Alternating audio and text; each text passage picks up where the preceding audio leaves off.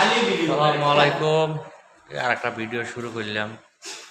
এদের রঙের কাজ চলে, বাসার সিলিং। আসসালামু আলাইকুম।